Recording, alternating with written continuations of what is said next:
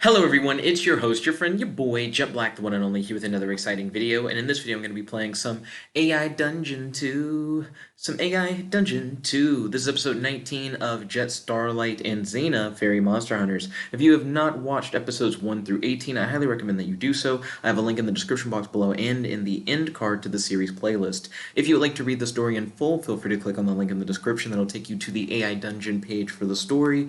And if you would like to talk about the series with your boy, I've been really enjoying hearing from fans, hearing your ideas for the series, your comments. There's one guy who's interested in doing like a fan fiction. There's been a guy on the Discord posting memes. Definitely feel free to post your comments in the comment section below, and on our Discord, I'll have a link to the Discord in the description box below. But without further ado, let's start off episode 19 by reading the last action from the previous episode. You say, Zaina, there is nothing I would love to do more than to cuddle with you, hear about your day, and then sleep with you tonight. Would you be interested in doing that? Zaina smiles. I would love to. You and Zaina spend the night together in the comforts of a soft, warm bed. So I'm going to do the usual. I'm going to wake up and go eat breakfast with your fellow MHG, aka Monster Hunter Guild, members in the dining hall of the inn. So I have big plans. I want to learn, like, where do magical rings come from? And I also want to try and kill the devil. That's what I want to try and do this time around. The next day, you wake up and eat breakfast with your fellow MHG members in the dining hall of the inn. After eating, Zaina approaches you again. So what's next on our to-do list? So I'm going to say to Zaina, I want to find out where magical rings come from, and I want to claim the bounty on the devil himself. Yep. We learned about magical rings last episode, and I think killing the devil would be like the next big thing that we could do in the story, since we defeated the King of Monsters last time. You want to find out where magical rings come from. You also want to claim the reward for killing the devil. I want to find out where magical rings come from, and I want to claim the bounty on the devil himself. You already killed him. What is there to know? I'm sorry. What do you mean when you say that I've already killed the devil?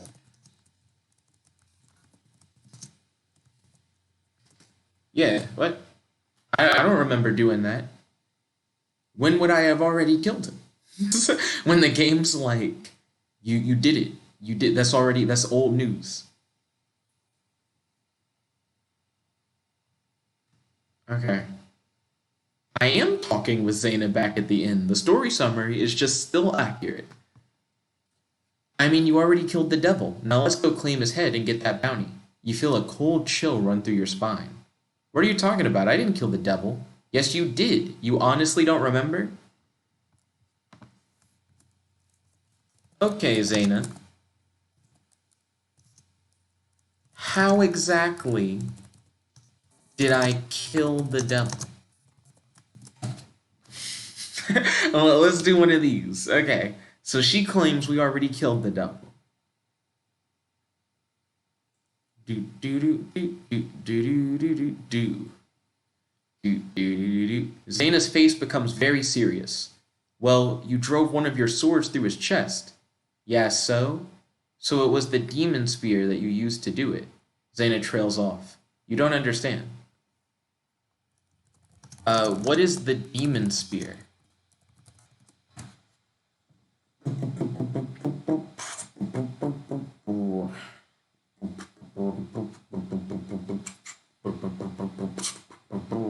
It is a very powerful weapon that can only be used by a true goblin. It takes the form of a long metal spear with a clear glass-like blade.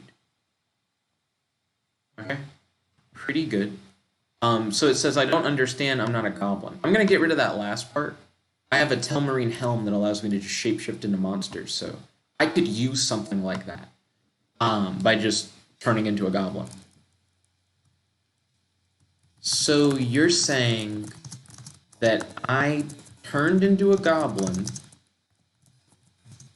probably by using my Telmarine helm, so that I could use the demon spear, in order to kill the devil.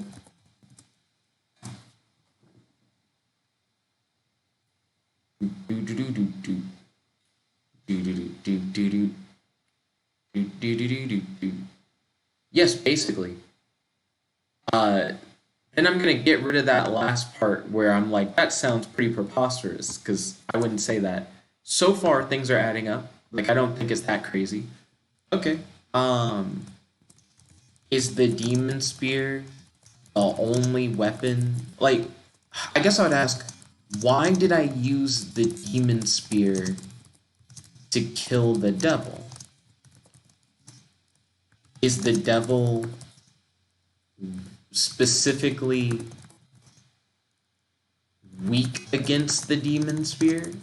Like, is it something where it's like there would be some kind of advantage to using it?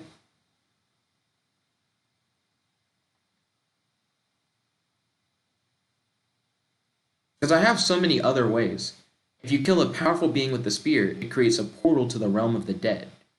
Does turning into a goblin have any other effects? Yeah, it makes you really strong and fast. Really stupid, too.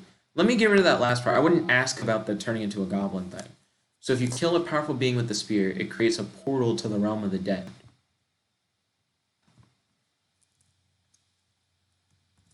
Okay. So, if your story is true, then there should now be a portal to the realm of the dead. Can you show me the portal? Yeah, like, because she claims I killed the devil, and I did so using, like, the demon spear, and that by doing so I created, like, a portal to the realm of the dead. Very well. If you don't believe me about the spear, just look at the portal and decide for yourself. Please follow me. You follow Zaina out of the room and into a small hallway. At the end of the hallway is a set of stairs that lead up to the portal. Okay, so that's definitely a portal.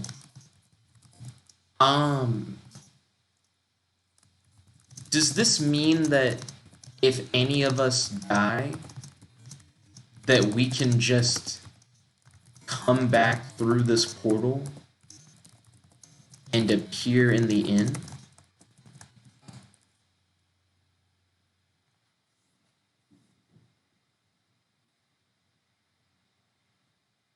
Because this is kind of wild. Like, it's weird to have it be like, this is an adventure that just happened.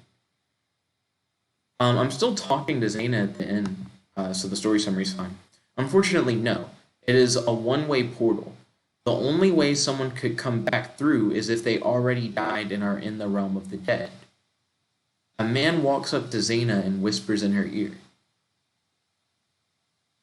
It's a one-way portal, and you can only come back through if you're already dead. Okay. So it's like you can't go... I see what she's saying. If you're dead already, you can leave the realm of the dead.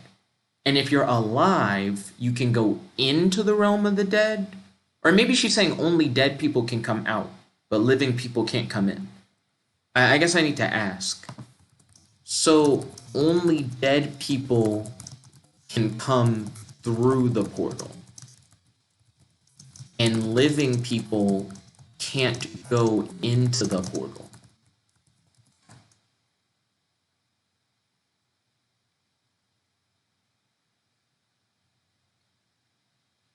Yeah, like I'm trying to like get everything cleared up. Correct. That man told me the bar's on fire. Zaina looks up and nods. We need to go see what's going on. You're coming with us. Okay.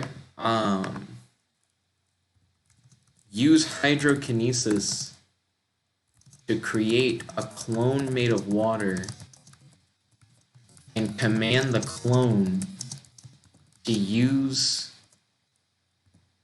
its water body to put out the fire at the bar.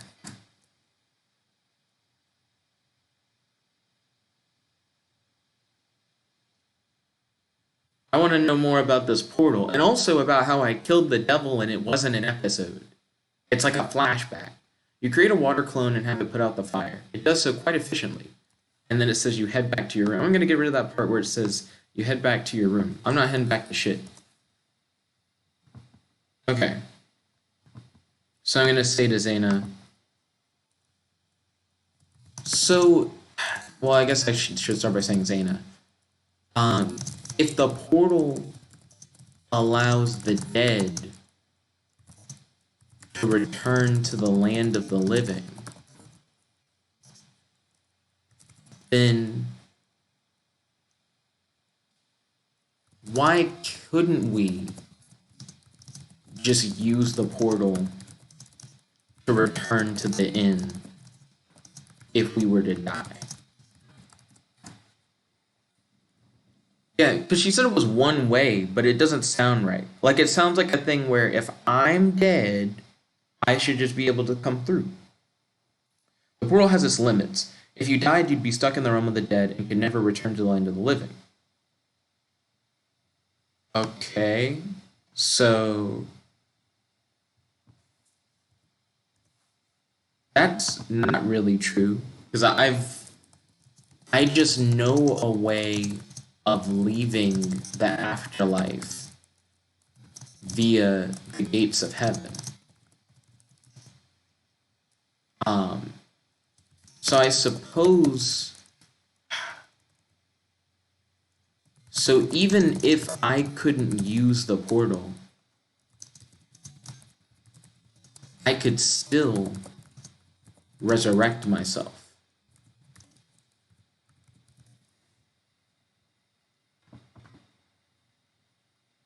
How do I spell resurrect?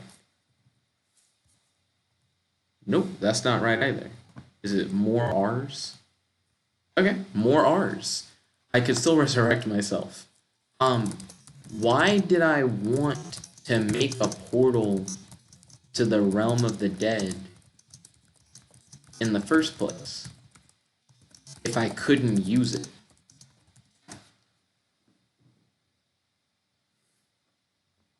Yeah, it's like, it sounded like it made sense to make a portal until she's like, the portal has its limits, you can't really do anything with it. You didn't. I did. Why? Zaina, who are you talking to? One of the men says. Just a concerned citizen with some questions, Zaina responds. Zaina, I'm your husband and the leader of the Monster Hunter Guild. Anyways, what am I thinking about?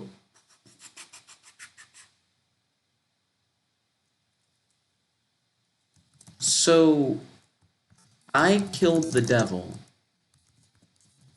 with the demon spear because you wanted a portal to the realm of the dead. Why did you want the portal to the realm of the dead? Like, what does she get out of it?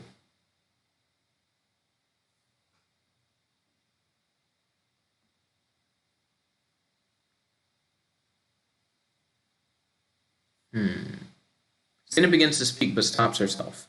You're my husband and the leader of the Monster Hunters. You would never do anything that could hurt me. And then it had me say something. I'm not going to say that thing. You can trust me, Zaina. I am trying to piece together what happened, as I don't remember us killing the devil. Why did you want a portal to the realm of the dead?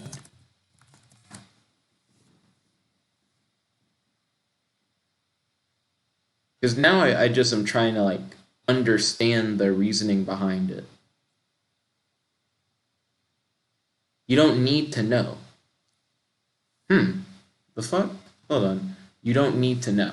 Maybe I should just assume you had an affair with the devil and want to take me to the realm of the dead so I can't tell anyone. I had an affair with the devil, question mark? I wouldn't say that. I'm not assuming that she had sex with the devil. That's very suspicious.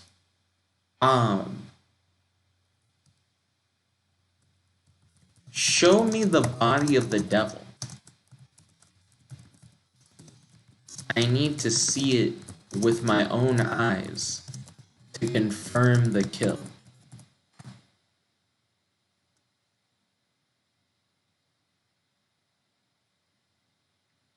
It's weird to have this lost episode adventure. There was nothing left of him when he died. His body turned to ash. Zaina begins to cry, and not even as a way to manipulate you. You feel like the worst husband in the world because you didn't save your wife from the torture she had to go through. What?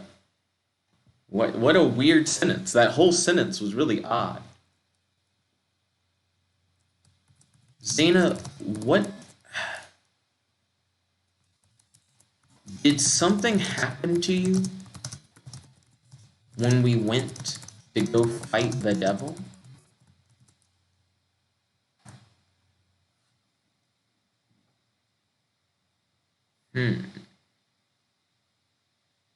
Story's going in like an interesting direction. Also, there's nothing left of them. Zaina begins to cry and they're just repeating. Refresh. No repeat. Zaina stops crying and gives you a confused look. No. If you don't mind me asking, why did you want a portal to the realm of the dead? I needed to ask some questions and seek some advice from the souls that dwell there. Interesting. So we can use the portal to talk to the dead. That actually does seem useful.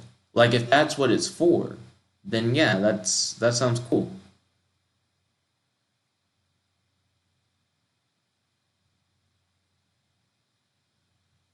Yes, but only one person can enter at a time. We can't go in as a group, and we can't stay in there for long periods of time. Okay, so now I'm going to get rid of the thing at the end. Because the thing at the end was just like a random narration blurb about my mom.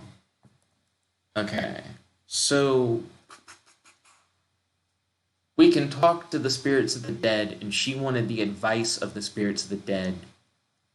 And that's why we used the demon spear to kill the devil. So the devil must have been like vulnerable to the demon spear. Well, now I have like more questions, I guess. Is there anyone else who knows that we killed the devil? Well, how do we confirm that the devil is really dead?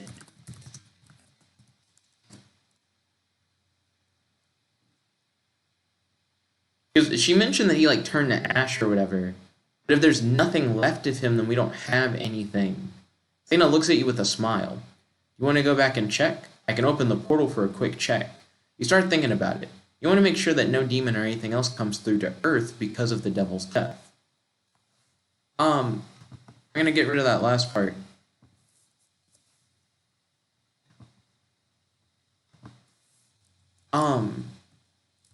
You said there were only ashes left of the devil.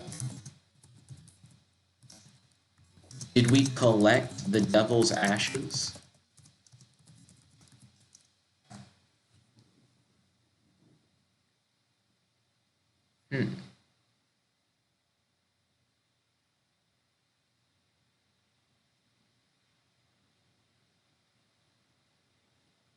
Zaina turns away from you and doesn't answer. She begins to cry again. What torture? Hold up. No. Refresh. Because it's repeating. Zaina nods her head.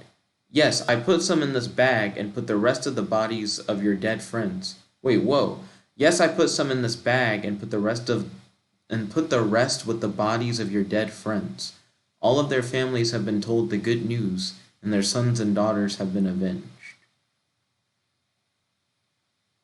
So she spread out the ashes of the devil with the bodies of dead friends? Who even is a friend who died? I'm trying to like look back at a time where we like lost a friend who's like dead. I don't think there is anyone she could have left that with. Hit me up with that refresh, fam. I'm like, what dead friends? Yes, we collected the ashes perfectly. Do you want to see them? She goes over to a small box and grabs it. Zaina opens the box to find the ashes are gone.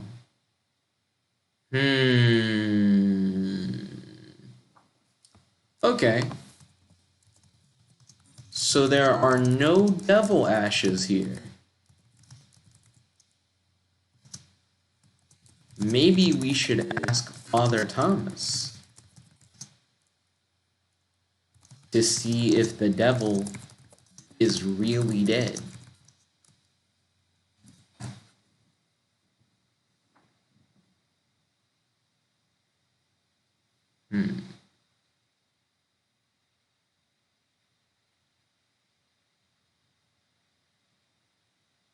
Zaina suddenly looks at you with a terrified look.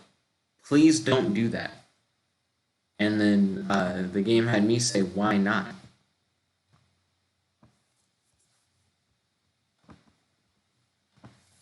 Zaina, this whole situation seems fishy.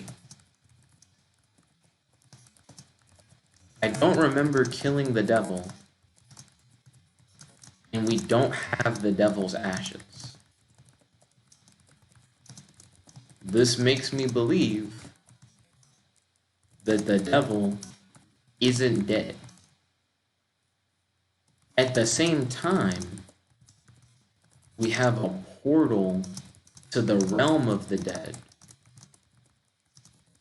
which can only be created. Well, I actually don't know that. I don't know if that's the only way it can be made. But yeah, something's not adding up.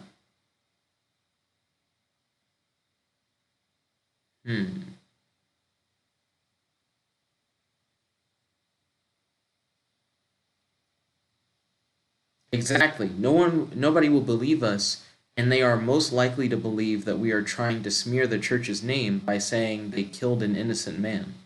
What? That doesn't make any sense. Exactly, nobody will believe us. They are most likely to believe that we are trying to smear the church's name by saying they killed an innocent man. I don't see why anyone would think that. That doesn't make any sense. Refresh. Zaina covers her mouth and nervously laughs. You're right. This is all very suspicious. We need to go back to the realm of the dead and check if the devil is dead or not. Zaina goes into her lab and pulls out her portal ingredients.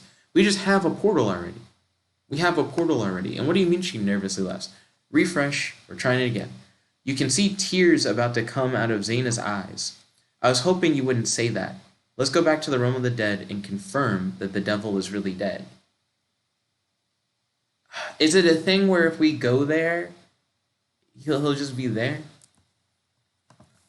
Zaina, I'm confused about how the portal works. You mentioned before that only the dead could go through. Then later, you said we could go through, but only for a limited time.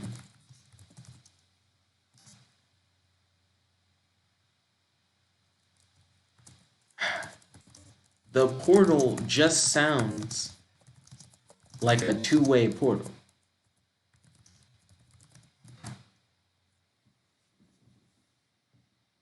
Yeah, it's like the dead can come through, the living can come through temporarily, but we can still come through, though. Zaina nods her head at your question. That's a very good question. The portal works on some very weird magic. Sometimes it works one way, other times it works another. I think we should just test it to see which way it works. That sounds like a good way to get trapped in the realm of the dead. Hmm. Weird. I'm trying to figure out what is the best way to solve this problem. Oh, what if we send in an automaton? Or send in a hydrokinetic clone who could check for us. That way, we don't risk getting stuck in the realm of the dead.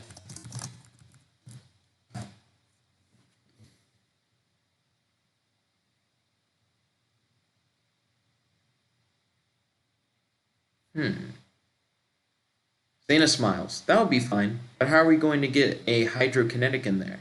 It sounds hard enough for us to go in there. Zaina suddenly gets a worried look on her face. She starts pacing and wringing her hands.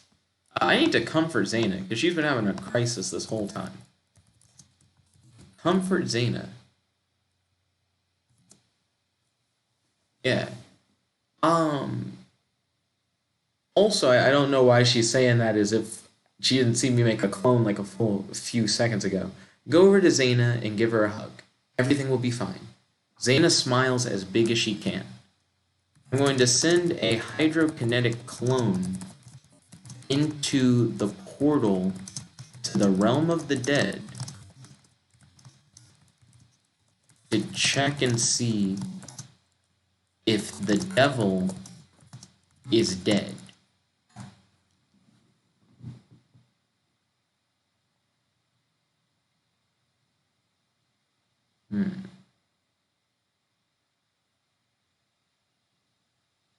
You send a clone of yourself in, and then suddenly everything goes dark. You spend the next few hours worried about your clone and what it will find. After a few hours, you feel the portal pull you in and out of itself. You are back in front of Zaina's house again. What? It's like you send a clone in, but then everything goes dark. And then it's like you're worried about the clone, and then after a few hours, you feel the portal pull you in and out of it. What does that mean? It pulls you in, but then out of itself. Oh, like I feel myself go in, and then I feel myself get ripped out, and then I'm back in front of Zaina's house again. I wouldn't be in front of Zaina's house. We were in like the hallway. Refresh. I got really confused by that. You form an exact replica of yourself. You whisper into your hydrokinetic clone's ear what you want him to do. The clone enters the portal and vanishes. Time passes and your clone hasn't come out or contacted you. Okay. So I'm going to try again to send a new hydrokinetic clone. Yeah, because it seems like this didn't work. Into the portal of the realm of the dead to check and see if the devil is dead.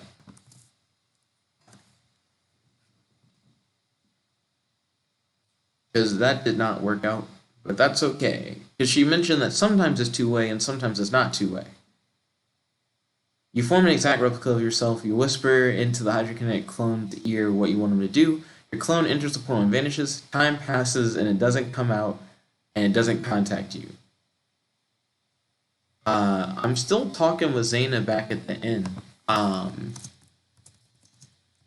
You're trying to figure out if the devil is dead.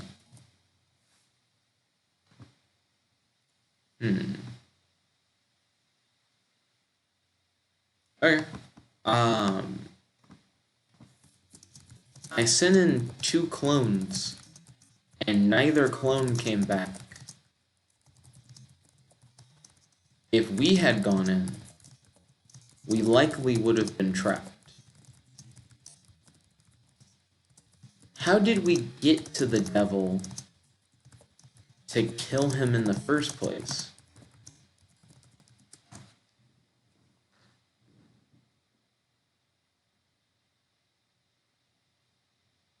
Because right now, 2 out of 2 times you go in through a portal and you're stuck. And plus, the portal would have been made after we killed the devil. Zaina pulls up a big dusty tome. She reads it out loud to you, but you can't read the language she's reading in. I would say, but you can't understand the language. I mean, what do you mean she can't?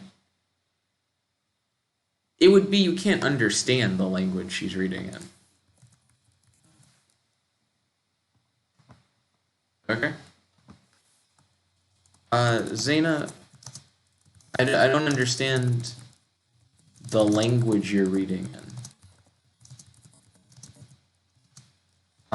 How did we get to the devil to kill him initially?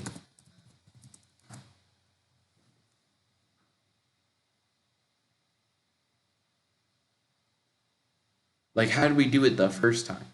It's weird to say initially as if we've done it more than once. Originally probably would have been better. We used a fairy circle.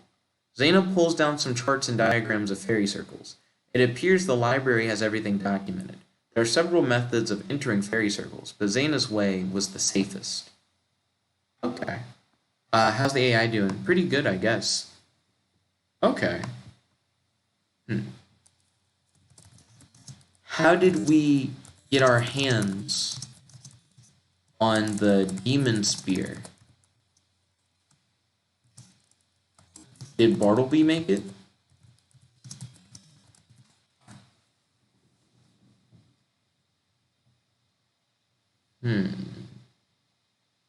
Because now I know how we went there. I know how we killed the devil. I know where the portal came from. Yes, he is the king of the goblins. He was a great friend of mine. Bartleby is, as far as I'm aware, not the king of the goblins. If anything, I'm the king of the monsters. Bartleby is not the king of the goblins. Refreshing that. Zaina looks at you as though you're stupid. Of course not. He's an alchemist, not a blacksmith. Well, that's not true. Bartleby is a blacksmith. He made it when he was still loyal to the devil. What?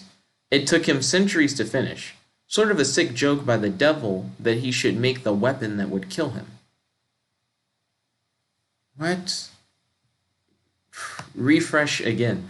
It's Zaina dropping this crazy Bartleby lore. The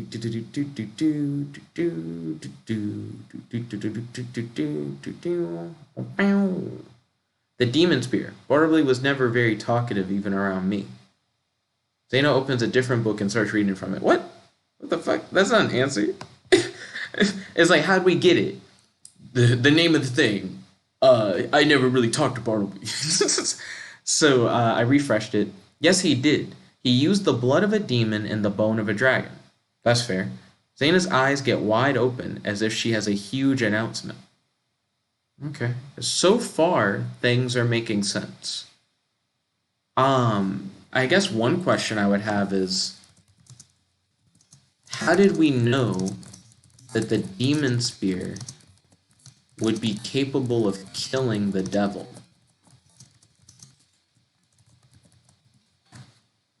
Like, I feel like I've pieced almost everything together. I know how we got the spear. I know that we used the spear to kill the devil. I know that's what made the portal. Oh, but we don't know what happened to the ashes. Zaina's eyes get wider and she puts her finger to her lips. Zaina thinks to herself for a moment and says, I don't know. So we didn't know. What? So we didn't know that the spear would kill him. You just wanted a portal to the realm of the dead. So you had Bartleby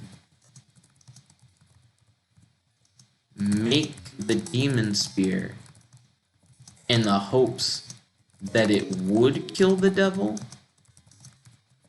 But there was like no way for us to, like, it was like almost like a fluke thing. I mean, it does sound like the demon spear is designed to kill powerful beings. Still weird. Yes, we wanted a portal to the realm of the dead. The demon spear was the only way that we knew how to do it. So you have never been to the realm of the dead? No. But you know someone who has, right? Clearly, we went to fight the devil using the fairy circle, which takes us to the realm of the dead. Hold on. Because now I'm like, why did we need the portal to the realm of the dead if you can use fairy circles to go to the realm of the dead? And if fairy circles are like super safe, like why would we need both? Refresh? Because now I'm so lost. I'm so lost. Zaina laughs and says no. Zaina says, I didn't make the portal for me. I made it so that you could get home. You are from the realm of the dead, aren't you? You stand there with your mouth agape. The AI is like, are any of these sticking you? You like any of these answers? No. She already explained why she wanted it. She explained why she wanted the portal. I'm trying to understand why is it... Okay, yeah, so Zaina just nods her head. She's like, yeah, she wanted the portal, so she had Bartleby make the spear. That makes the most sense. Interesting. And then it says you search the library for stuff on the demon realm. I'm not searching shit. I'm not searching anything. Don't get rid of where it says interesting. So let me see if I can make sense of why did you want a portal to the realm of the dead if you know how to go to the realm of the dead safely using fairy circles?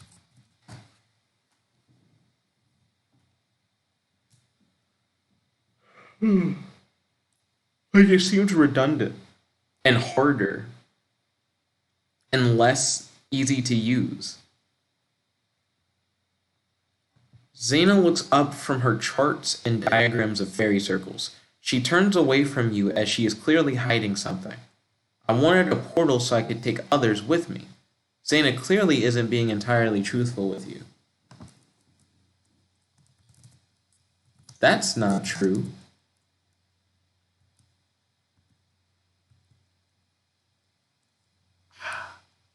Yeah, but that's such a weak lie for her to say. That's not true.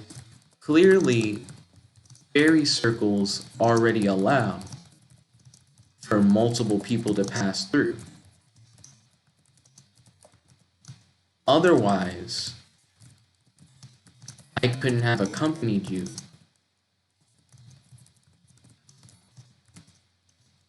to help you kill the devil.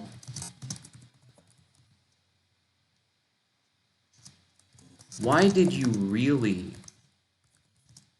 want the portal to the realm of the dead? I mean, she already said she wanted advice from spirits. Like, so I guess what I really want to know is, what advice from spirits are you able to get with a portal to the realm of the dead that you can't get with a fairy circle?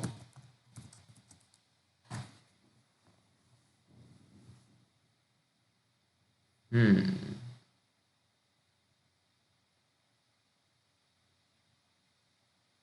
trying to figure out why I don't remember what happened. Zaina closes her eyes and goes into deep thought. I can't remember exactly. It's like the thought has left my mind completely. I only remember that I once knew what I could have done with a portal. Fascinating. I think I'm starting to put things together. Do fairy circles have any side effects that affect memory?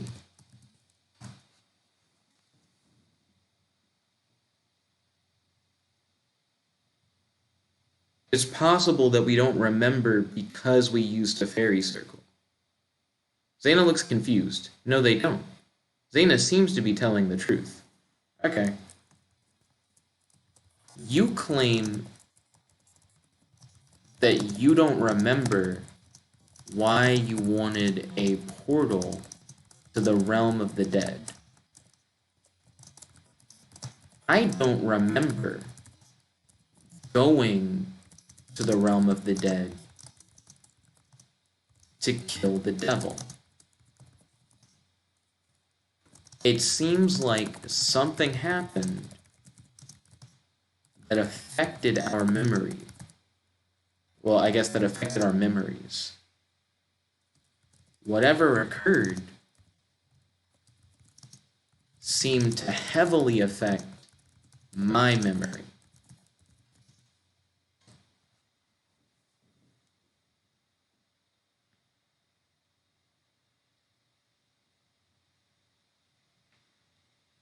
Zaina looks worried. You're right. I can't remember anything from after I left the fairy ring. Zaina looks panicked. She is clearly very worried about what may have occurred. The pair of you begin to put away your notes and documents. I didn't pull out any notes and documents, so I'm going to get rid of that last line.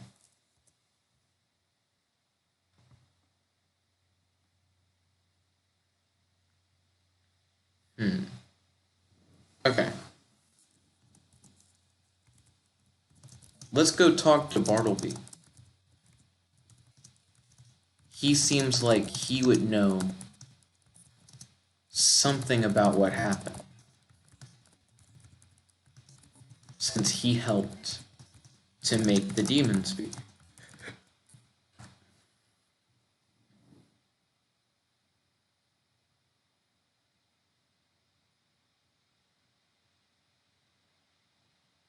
Zaina and yourself walk towards the Church of Jesus Christ of the Latter-day Saints.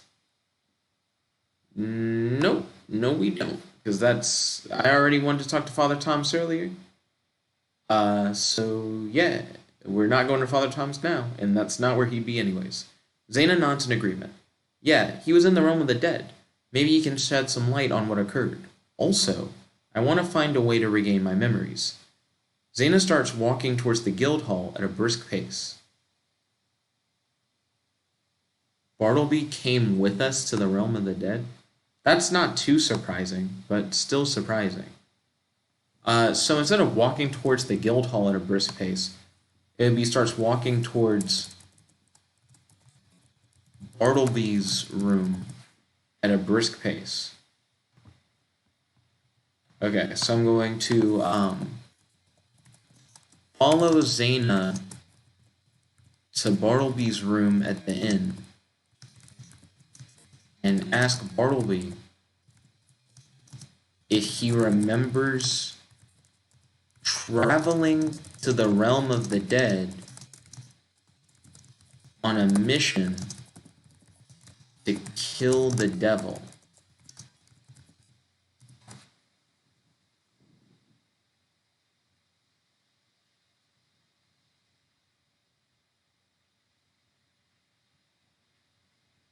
Zaina and you walk to the inn. We're already at the inn. We're already up. I'm gonna change that. Anyways, you knock on his door. You hear a grunt from within, which is followed by, Zaina, come in. Zaina opens the door. So I guess I'll just edit it, and it's like Zaina and you walk up to Bartleby's room.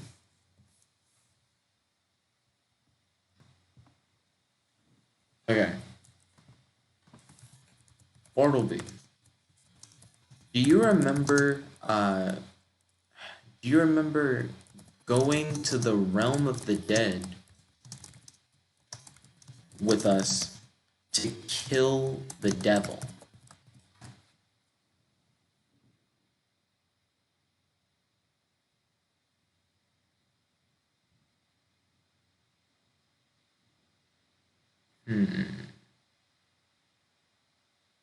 Bartleby and Zaina are talking in hushed tones.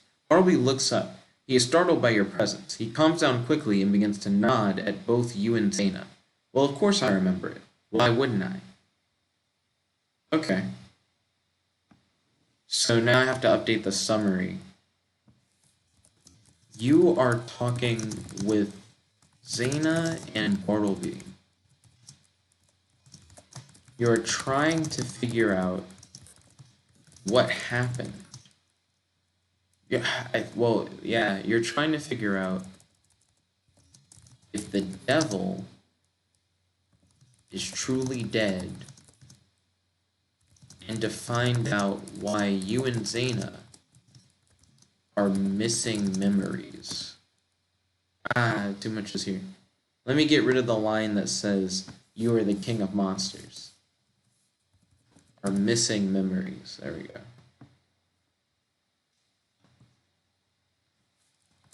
Zaina and I are missing memories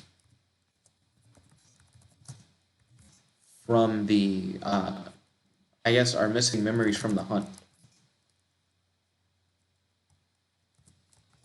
Do you remember anything that happened after you left the fairy circle that we used to go to the realm of the dead?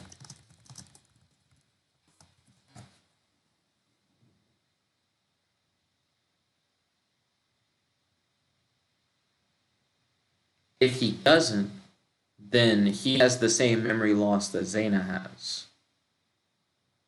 Zaina looks confused. She pulls out a zither and begins playing it.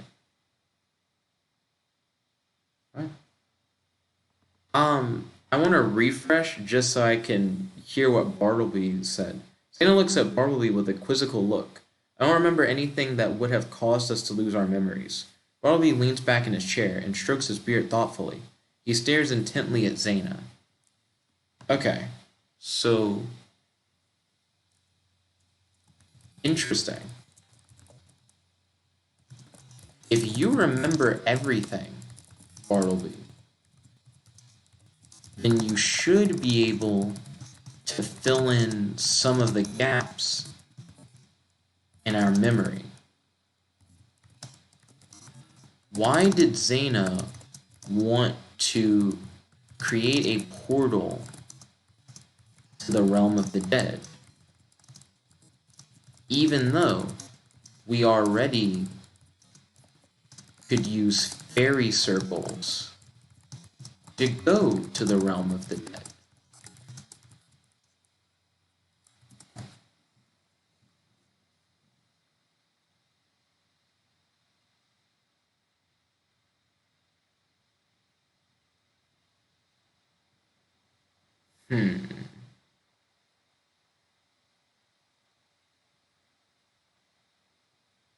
Hit us up, Bartleby. I got confused. Hit up that retry.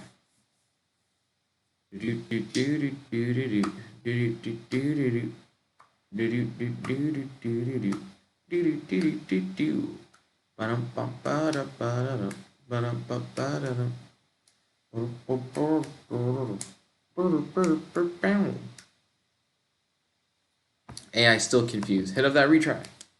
Not giving up yet.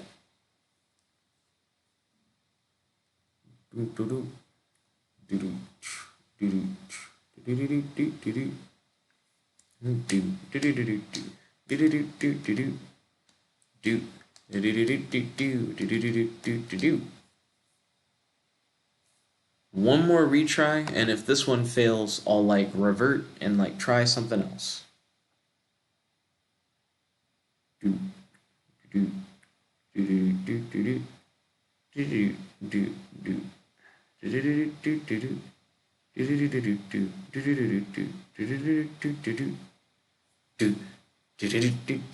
Okay, there we go. So I'm gonna revert and try something else then. Okay. Bartleby.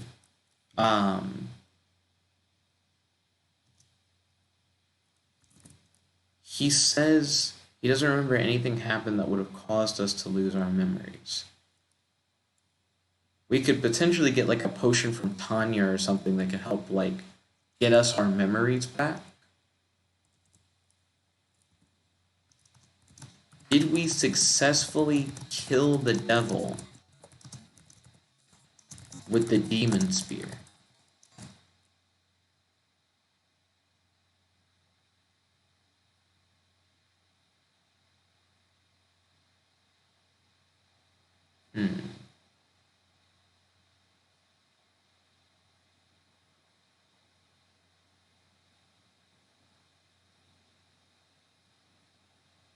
Ooh, AI's like stuck. Come on, AI. Do do do do do do do do do do bam bam bam do do do do do.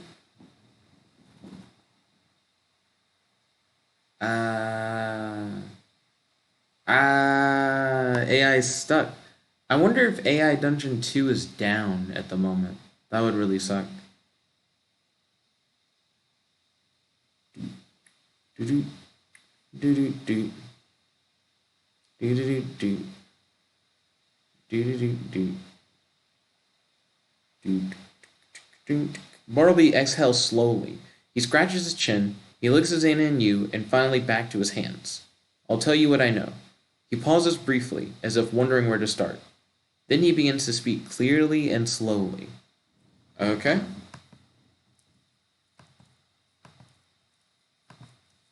So I guess what I would want to know is, did we kill the devil?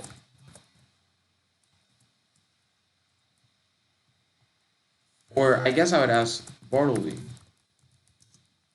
I have specific questions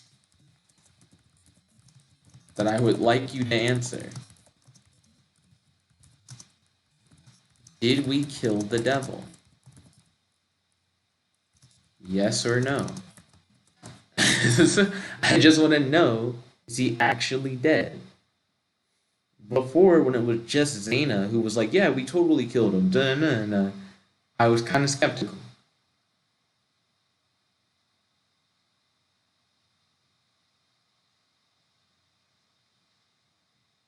The devil is dead. You killed him. I saw it with my own eyes. Zaina's eyes widen in surprise. She looks at you. You are unsure of how to respond to this news.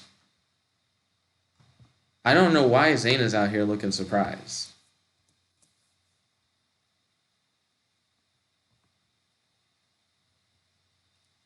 Also, I am not unsure. I'm confident as fuck. Let's see.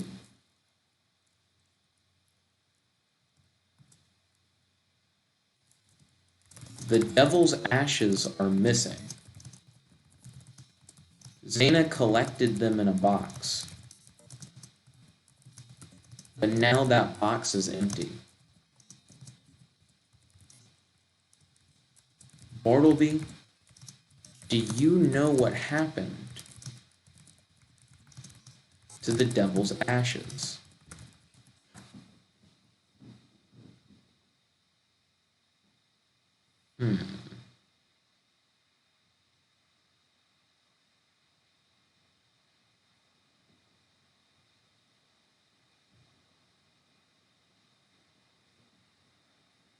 Hopefully the AI doesn't freeze up or whatever.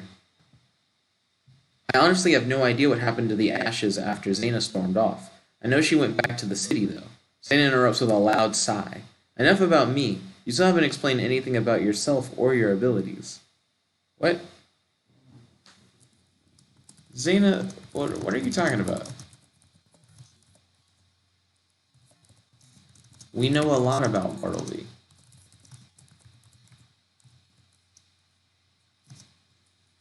Okay.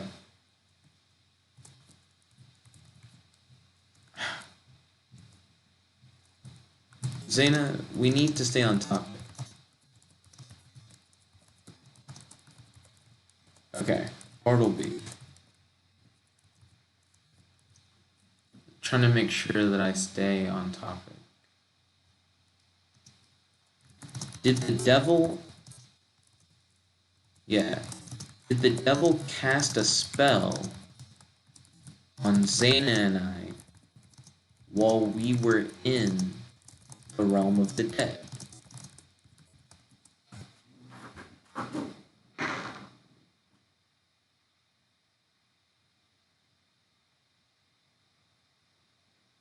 If he did, that could explain the memory loss or whatever.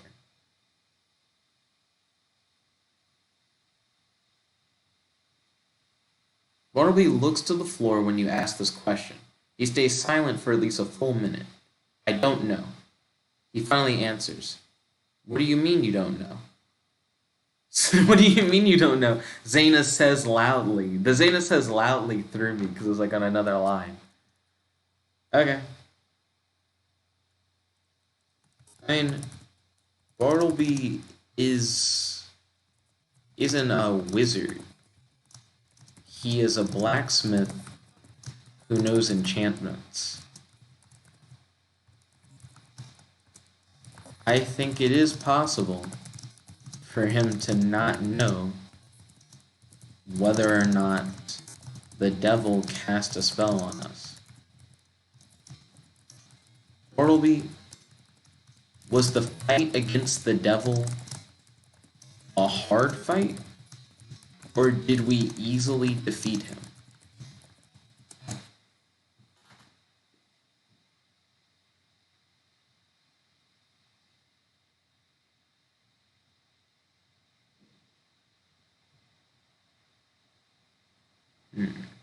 It was a hard fight, Bartleby answers. Why did we put him in the box, you ask? I don't know. I didn't put him in there. Why would I do that? Bartleby asks. Fair. Yeah, I do think it's weird that we put him in the box, but I'm not going to ask that. I'm going to get rid of the part where we ask that.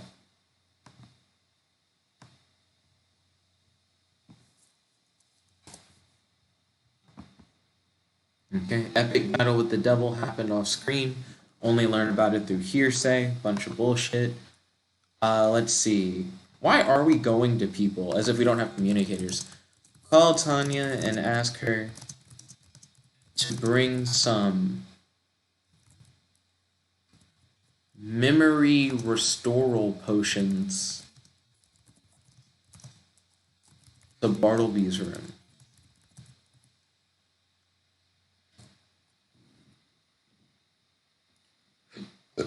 Excuse me.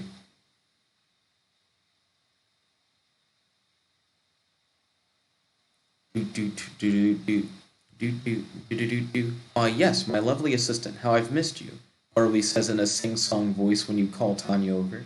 She gives him a small vial, which he drinks immediately. Thank you, my dear. That will help with my memory.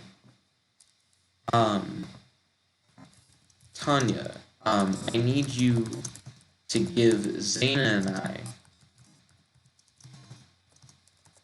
memory restoral potions as well.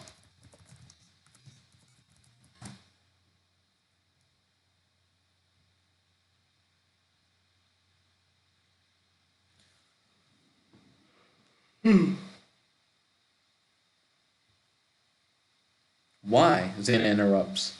What are you trying to hide from me? You tell Zaina that you don't think your fight with the devil is common knowledge since you don't remember it. What?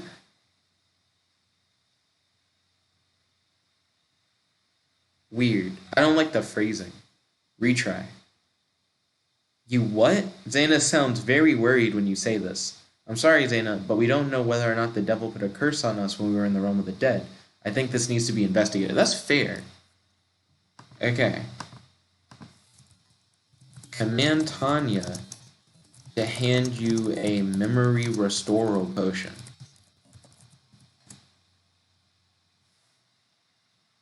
I need it. Let me just drink it, and then I'll just know what happened.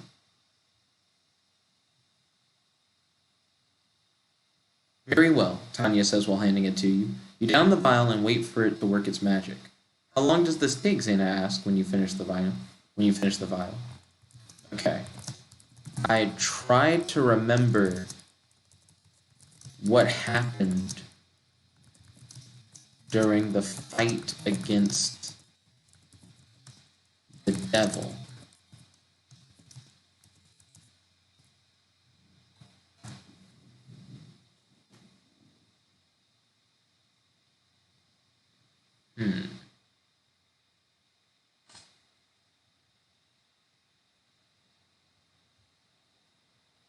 It should become clear in a moment, you reply to Zaina. Your memories start coming back.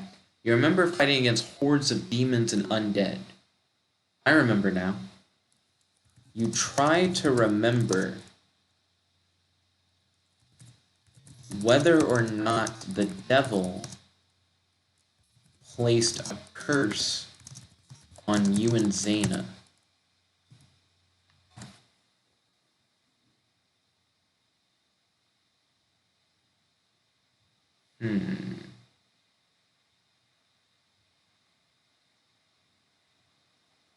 You remember the fight against the devil. You killed him by stabbing him in the back with a sword.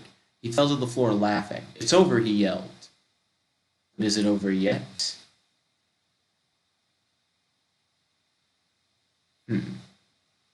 Yeah, Zaina did earlier say something like, you stabbed the devil with his own sword, something like that.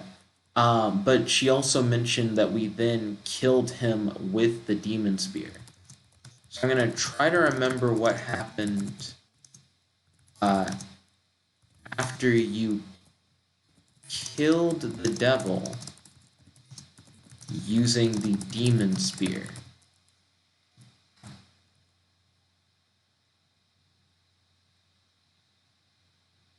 Wait a minute. I think I'm starting to figure out what happened. Like, as I'm thinking back.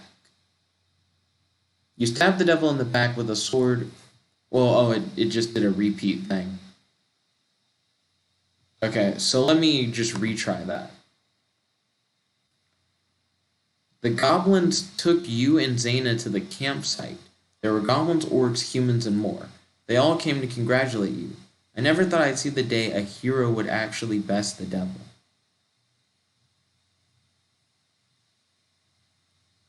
That sounds fine, but that sounds like a weird skip. I want to know immediately what happened after he died. You remember every detail. You stabbed him in the back with the spear, while Zaina stabbed him in the front, as he laughed and said, "It's over." Blood poured out of his mouth, his eyes rolled in the back of his head, and he fell backwards. I remember. Okay.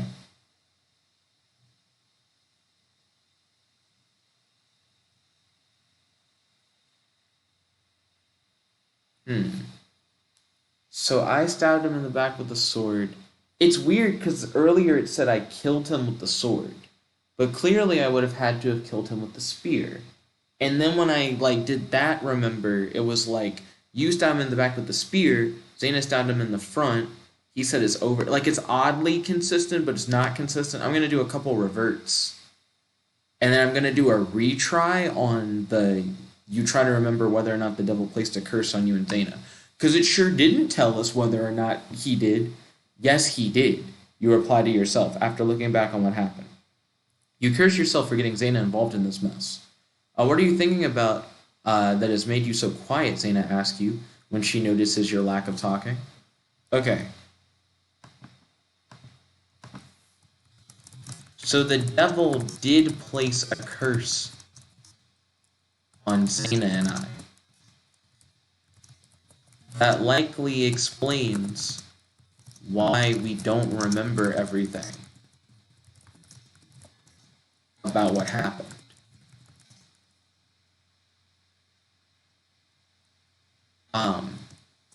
Let's see. I guess now I would ask Tanya's help to break any curse that is on us. We need to have any curses on us dispelled ASAP, especially a weird devil death curse. Zaina starts to tear up.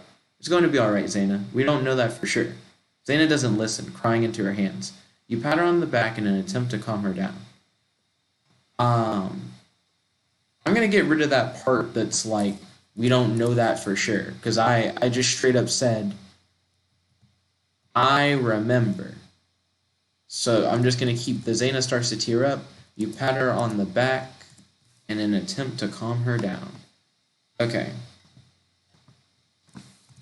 Command Tanya to break the curse that the devil put on you and Zaina.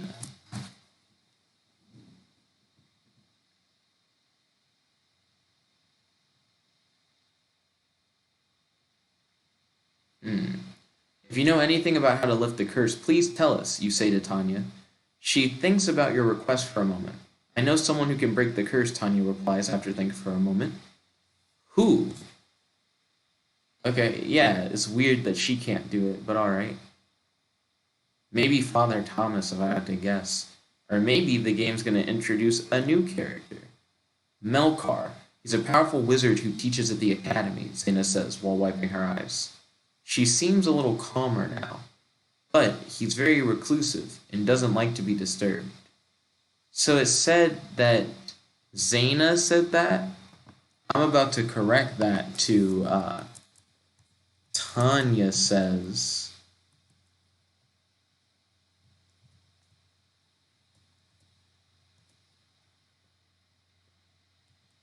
Let's see. Or maybe that is supposed to be like Zaina talking.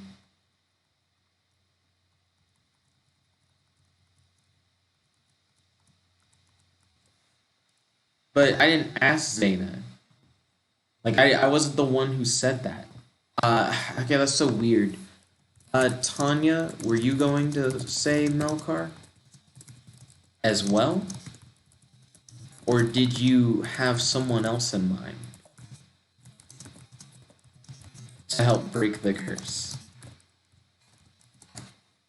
Because I guess it's fine for Zaina to, like, suddenly know a person or whatever. She knows a whole bunch of people. But I want to know who Tanya was going to say. I would have suggested Melkar. He's a bit of a loner, but he's very powerful, and I think he can help, Tanya says to Zaina. You look at the pair of them. I'm not going to ask who is Melkar. It has been clearly explained who Melkar is. Okay, cool. I guess I would want to ask, Tanya, can you identify what all the Devil's Curse did to Zaina and I? If it was just memory loss, then I'm not too worried about it. Since we have memory restoration potions.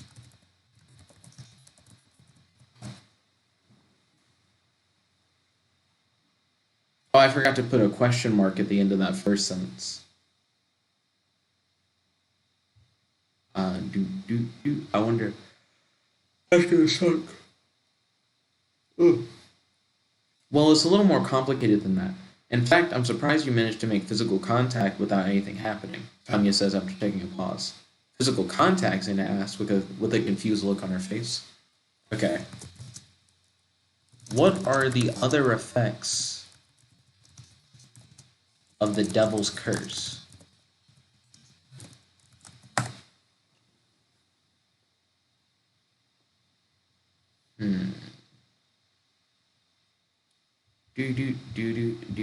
Tanya explains that besides the pair of you losing your memories about what happened during the event, it also had some other effects on Zaina and you as well.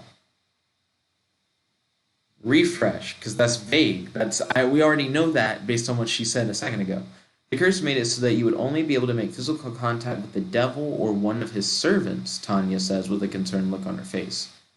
Zaina looks at you, then at Tanya. So I can't touch people? Hold on. What happens if I touch someone who isn't a servant of the devil?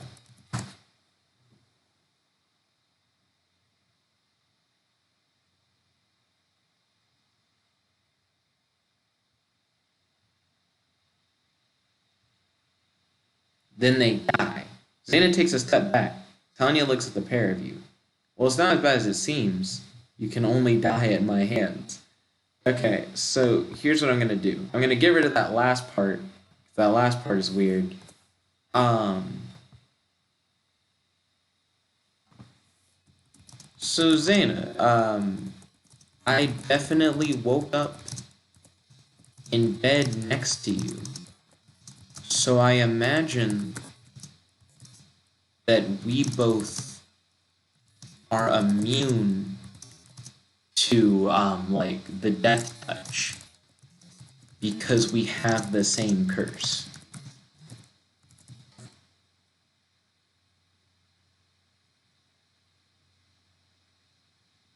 Yeah.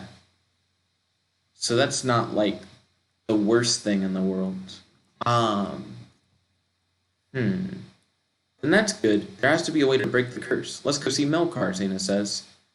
You look at her, then back at Tanya. Let's call Melkar and have him break the curse over the phone. I feel like that would be a lot faster than going to the Magic Academy.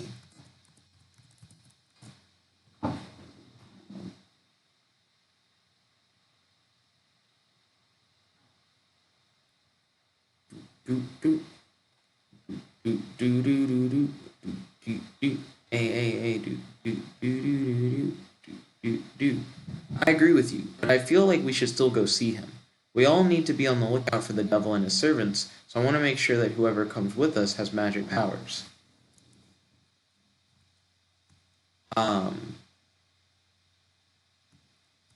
We should stay here and just call Melkar on the phone.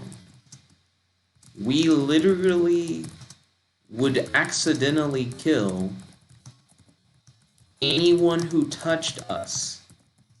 So we need to stay here. Also, the devil is dead. His ashes are missing, which is weird. But we remember him dying.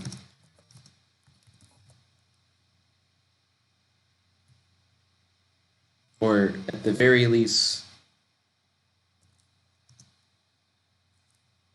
Actually, crap, do we remember him dying? We remembered him dying earlier, right? Let me go back.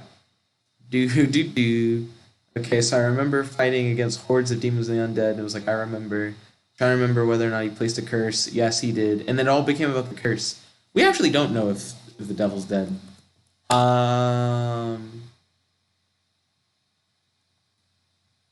Nope. We are staying right here and calling Melkar on the phone. That's our safest bet.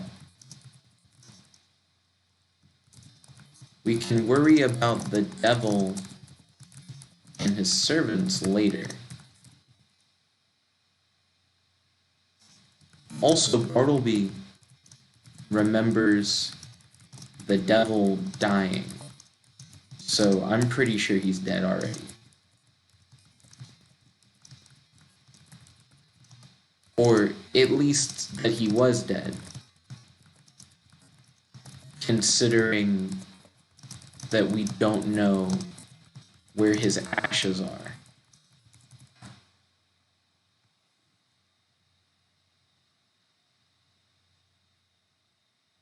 Yeah, it is weird to not know where the devil's ashes are at all. Zaina exhales. Okay, but if we get any sign of the devil or his servants, we are leaving this house immediately. I will call Melkar right now. Zaina walks into her room and closes the door. We are leaving the inn immediately. I don't know why we would leave the inn. I don't know why we would exit. There's no reason to exit. What? Okay. Walk into Zaina's room and join her as she talks to Melkar on the phone about breaking the curse. Well, about breaking the devil's curse.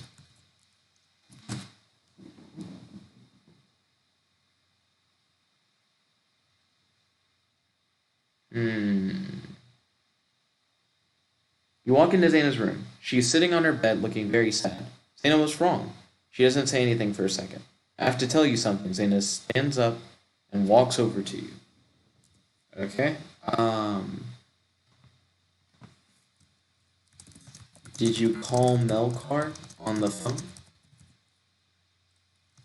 And was he able to break the devil's curse?